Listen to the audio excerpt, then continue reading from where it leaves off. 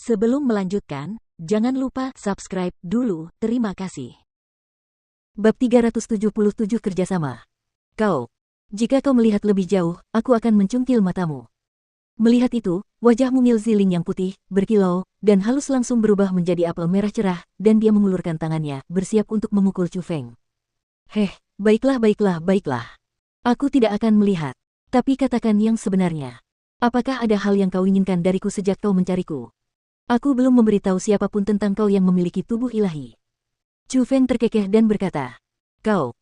Mendengar dua kata tubuh ilahi, wajah mungil Ziling langsung menegang dan dengan satu lompatan, dia tiba di depan Chu Feng dan dia menggunakan tangannya untuk menutup rapat mulut Chu Feng.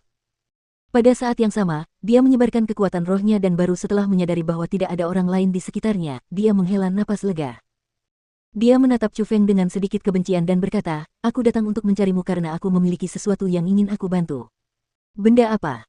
Chu Feng menyingkirkan tangan Ziling dan bertanya dengan rasa ingin tahu. Aku yakin kau sudah mendengar tentang masalah villa bergengsiku yang menjalin aliansi dengan kekuatan lain seperti World Spirit Guild. Di dalam Gunung Seribu Monster, memang ada sebuah gudang harta karun. Aku tidak begitu tertarik dengan harta karun di dalamnya, tetapi aku sangat tertarik dengan keterampilan bela diri yang hebat, jadi aku ingin pergi melihatnya. Kata Ziling. Karena kau ingin pergi ke Gunung Seribu Monster, maka pergilah bersama Qin Lei dan yang lainnya. Dengan statusmu, mungkinkah mereka tidak akan membawamu jika kau ingin pergi bersama mereka? Tanya Chu Feng. Tentu saja mereka tidak bisa membawaku. Kali ini, yang pindah adalah para ahli dari generasi lama. Kalau aku pergi, itu sama saja dengan melanggar aturan. Lagi pula, bahkan jika mereka mau mengajakku, aku tidak akan pergi. Akan ada terlalu banyak batasan dan itu akan sangat membosankan. Aku ingin pergi sendiri. Ziling mengerucutkan mulutnya yang kecil dan di wajahnya yang sangat cantik, sedikit kelucuan yang lucu muncul. Lalu kenapa aku? Apa yang bisa aku bantu? Chu Feng berpura-pura bingung. Dari awal hingga akhir, dia masih bersikap hati-hati terhadap Ziling. Jangan berpura-pura lagi. Jangan berpikir bahwa aku tidak tahu tujuanmu datang ke sini. Bukankah itu juga untuk harta karun di Gunung Seribu Monster? Kakekku sudah membicarakannya kepadaku. Ziling menatap tajam ke arah Chu Feng.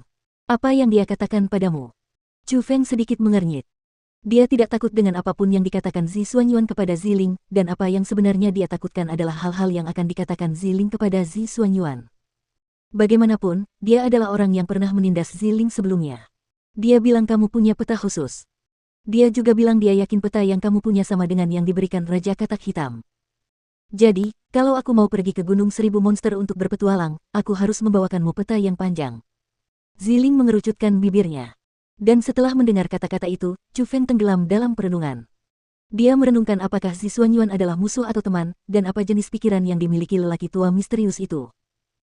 Pada akhirnya, Chu Feng masih belum dapat memikirkan jawaban yang pasti, namun dia tahu bahwa Zi Xuanyuan sama sekali tidak akan menyakitinya untuk saat ini, dan Ziling juga tidak akan menyakitinya untuk saat ini. Selain itu, saat ini, dia juga ingin pergi ke Gunung Seribu Monster. Jika dia memiliki Ziling sebagai asistennya, itu akan menjadi yang terbaik. Bagaimanapun, tubuh ilahinya sangat kuat dan memiliki kekuatan tempur yang tidak kalah dengan alam surga. Yang terpenting adalah dia bahkan seorang spiritualis dunia jubah biru.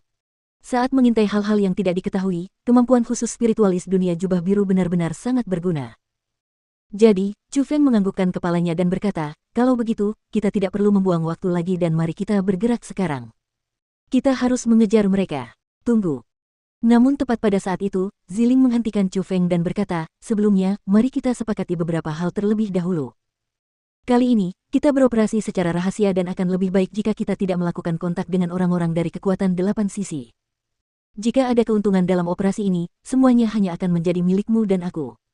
Saya setuju dengan itu. Chu Feng tersenyum dan menganggukkan kepalanya. Itu juga sesuatu yang ingin dia katakan. Juga, jika keterampilan bela diri atau keterampilan rahasia ditemukan, itu milikku.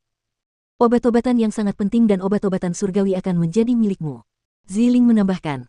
Bagaimana dengan persenjataan elit? Tanya Chu Feng. Apakah kamu benar-benar percaya bahwa akan ada persenjataan elit di Gunung Seribu Monster?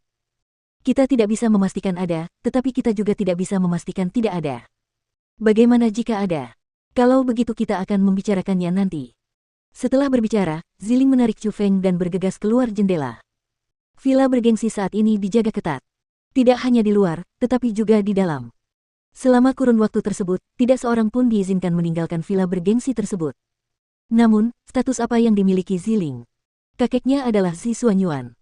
Orang saat ini yang memperkuat posisi villa bergengsi saat ini. Jadi, jika Ziling ingin pergi, tentu saja dia akan bersikap santai dan tidak terkendali. Hei, gadis. Kenapa kau tidak membawa burung bangau berwarna saat keluar? Apa kau berencana untuk berjalan kaki ke Gunung Seribu Monster? Setelah meninggalkan villa bergengsi, Chu Feng menemukan bahwa Ziling tidak berniat memanggil elang berkepala putih atau burung bangau berwarna. Gadis itu tampaknya bersiap untuk berjalan kaki. Saya selalu suka mengandalkan diri sendiri saat bepergian. Ziling menatap Chu Feng dengan pandangan meremehkan, lalu tak lama kemudian, langkah kakinya bergerak dan di bawahnya, muncullah cahaya cemerlang lalu dia melesat ke angkasa, melesat lurus ke angkasa. Gadis itu benar-benar menguasai keterampilan bela diri tubuh yang membuatnya bisa berjalan di udara, dan dilihat dari penampilannya, tampaknya jauh lebih unggul daripada teknik langit kekaisaran milik Chu Feng. Itu karena kecepatan Ziling berjalan di udara sangat cepat, dan Chu Feng hanya mampu mengejar Ziling ketika dia menggunakan teknik langit kekaisaran secara maksimal. Yang paling penting adalah meskipun Chu Feng menggunakan semua kekuatan teknik langit kekaisaran, Ziling jelas tidak menggunakan semua kekuatannya. Dalam situasi seperti itu, dengan pemikiran cerdas Chu Feng, ia mengubah langkahnya dan keterampilan bela diri khusus, naga melintasi 9 surga, ditunjukkan olehnya. Naga kecil berwarna biru muncul kembali di bawahnya dan langsung melewati Ziling dan dengan sangat cepat, ia menghilang di cakrawala di depan. Orang ini. Melihat Chu Feng yang melaju ke kejauhan dengan kecepatan yang luar biasa, mata Ziling dengan cepat membelalak dan matanya dipenuhi dengan keterkejutan. Dia tercengang oleh kecepatan Chu Feng yang mengerikan. Asteris desir. Tentu saja, Chu Feng tidak akan meninggalkan Ziling di belakangnya. Saat ia menunggangi naga biru dan setelah berputar-putar di udara, ia kembali ke sisi Ziling dan berkata sambil terkekeh, "Gadis, bagaimana? Kuda tungganganku cukup bagus, kan? Kau mengandalkan itu untuk menyingkirkan Song Qingfeng dan yang lainnya." Mata Ziling dengan hati-hati mengamati naga biru di bawah Chu Feng, seolah-olah dia mencoba melihat bagaimana keterampilan bela diri Chu Feng dipadatkan. Menghadapi pertanyaan itu, Chu Feng tidak menjawab, dan dia hanya berkata, "Kemarilah. Kemarilah di belakang kakakmu dan aku akan mengantarmu." Kau ingin mengambil keuntungan kecil dariku lagi. Jangan pernah berpikir tentang itu. Ziling mengerutkan bibirnya dan melihat niat buruk Chu Feng. Apakah kamu tidak terlalu banyak berpikir? Bagaimana mungkin aku bisa bersemangat untuk itu hari ini? Orang-orang dari kekuatan 8 sisi telah pergi setengah hari lebih awal dari kita. Dengan kecepatanmu, tidak mungkin untuk mengejar mereka. Jika kekuatan mereka benar-benar seperti mematahkan bambu dan mereka secara langsung menyebabkan pertahanan monster mengerikan runtuh dan mendapatkan semua harta karun, bukankah kau dan aku akan menyia-nyiakan perjalanan ini? Chu Feng menjelaskan. Mendengar kata-kata itu, Ziling juga tidak merasa itu tidak masuk akal.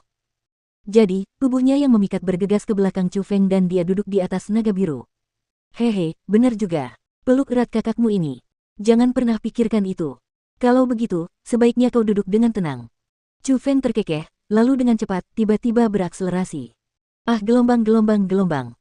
Kekuatan yang datang tiba-tiba itu membuat Ziling menjerit dan tubuhnya tiba-tiba terdorong ke belakang, hampir jatuh dari naga biru itu.